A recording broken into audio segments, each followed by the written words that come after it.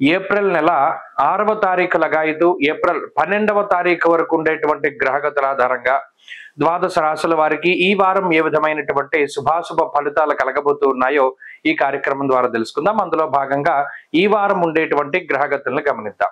ఈ వారంలో మీనరాశి వారికి ఈ వారం మిశ్రమమైనటువంటి గ్రహస్థితులు గోచరిస్తూ ఉన్నాయి. ప్రత్యేకించి గత వారంలో ఏర్పడ్డటువంటి షడ్గ్రహ కూటమిలో ఒక గ్రహం బయటికి వెళ్ళిపోయింది. అంటే ఇప్పుడు పంచగ్రహ కూటమే ఈ రాశి వారికి ఉన్నది. రాశిలోనే శుక్ర, బుధ, రాహు, శనేశ్వర, రవిగ్రహాల యొక్క సంచారము, అలాగే గురుబలం ఈ రాశి వారికి తక్కువ, అలాగే అర్ధాష్టమ కుజుని యొక్క స్థితి తొలగిపోయినటువంటి పరిస్థితులు కూడా మనం చూడవచ్చును. అయితే ఇందాక మనం చెప్పుకున్నట్టు ఈ పంచగ్రహ కూటమిలో కూడా శుక్రుడు యోగిస్తూ ఉన్నారు కాబట్టి 4 గ్రహాలు జన్మరాశిలో ఉండడం వల్ల కొంత పీడ అధికంగా ఉంటుంది. అనగా నిర్ణయాత్మకమైనటువంటి శక్తి ఉండదు, ఏకాగ్రత ఉండదు, పనుల్లో బాధ్యత ఉండదు, బద్ధకం అధికంగా ఉంటుంది, ఆకలిస్తుంది, నిద్రపోవాలనిపిస్తుంది. ఇలా దారిద్ర్యపు లక్షణాలన్నీ కూడా ఎక్కువగా వస్తూ ఉంటాయి. వాటిని అధిగమించగలగాలి, పనిలో నిమగ్నం అవ్వాలి, క్రమశిక్షణతోటి ఉండాలి. ఏదో ఒక పని చేస్తూ ఉండడం ద్వారా ఈ గ్రహస్థితి ఇచ్చేటువంటి వ్యతిరేకమైనటువంటి ఫలితాల నుండి బయటపడడానికి అవకాశం ఉంటుంది. చాలా మందికి తెలియదు. ఏదో ఒక పని చేస్తూ ఉండడం ద్వారా మన బుర్ర ఆలోచనలకి అది పదును పెట్టినట్టు ఉంటుంది.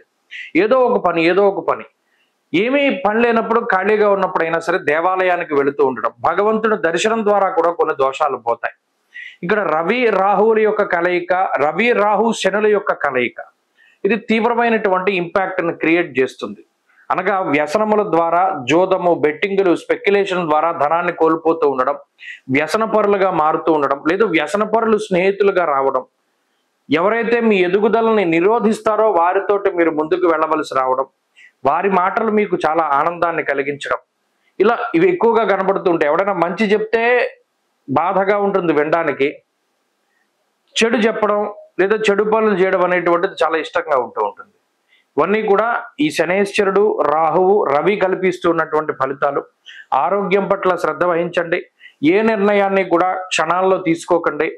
అలాగే ఉద్యోగ మార్పు, స్థానచలనం లాంటి అంశాలని కొంత నిశితంగా పరిశీలన చేసి ముందుకు వెళ్ళండి. ఉద్యోగ మార్పు చేసేటువంటి సమయంలో చాలా జాగ్రత్త వహించండి.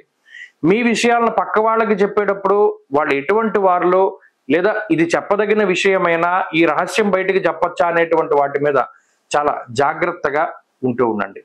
మీనరాశి వారి వారంలో మరింత అనుకూలమైనటువంటి ఫలితాలను సాధించడానికై ఆంజనేయ స్వామి వారి యొక్క ఆరాధన చేస్తూ ఉండడం చెప్పదగినటువంటి సూచన.